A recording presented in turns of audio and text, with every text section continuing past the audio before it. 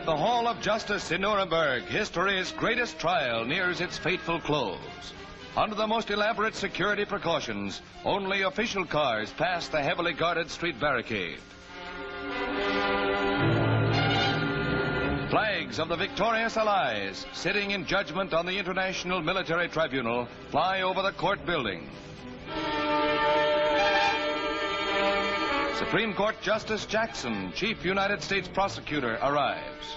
Credentials of spectators and officials alike are closely scrutinized, for it is amidst a grim and military atmosphere that 21 Nazis are to hear their fate.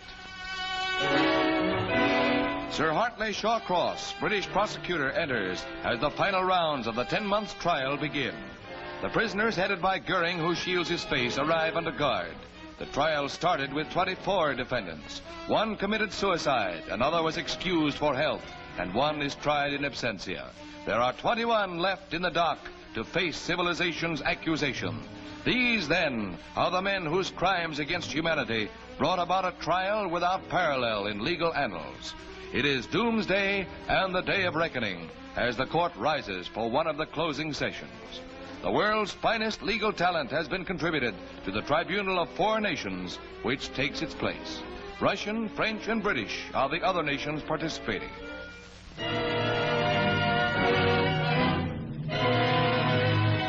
The Nazi hierarchy is there to answer for 10 years of plotting of the Ribbentrop, Keitel, and Kaltenbrunner brand, for the Goering and Hess fanatical cruelties, for the whole program of pillage and murder. Now it is civilization's turn to read their monstrous crimes into the record. Murder or ill treatment of prisoners of war or persons on the seas. Killing of hostages. Plunder of public or private property.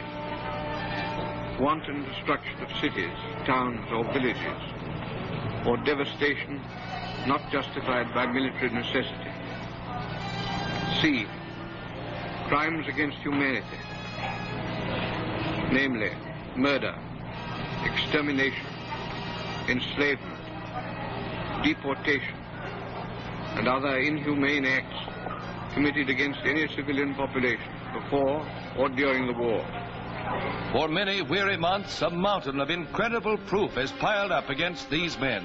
Millions of words of evidence have been heard by the judges. Thousands upon thousands of documents have been examined by the finest legal minds of the 4 nations.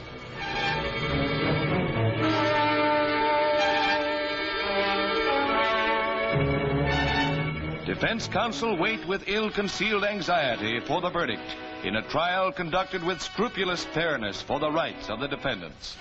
Literally, tons of paper were removed after each long, drawn-out session of court.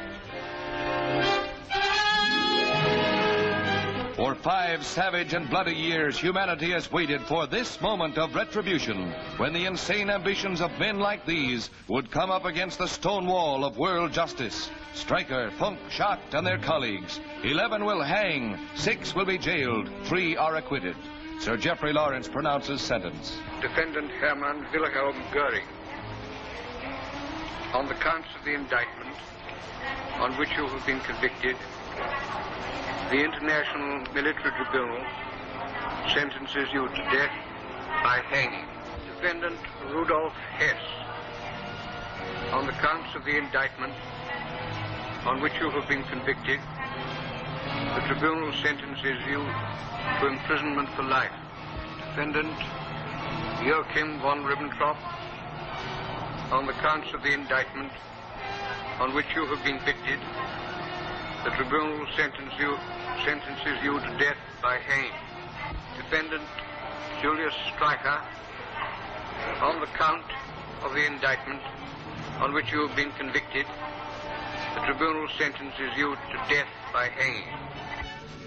This is what awaits Goering, Keitel, Rosenberg, and the other apostles of death and hate. The only conceivable end for these merchants of aggression. And as they plunge the world into a bloodbath, it is fitting that they take their final plunge in ignominy.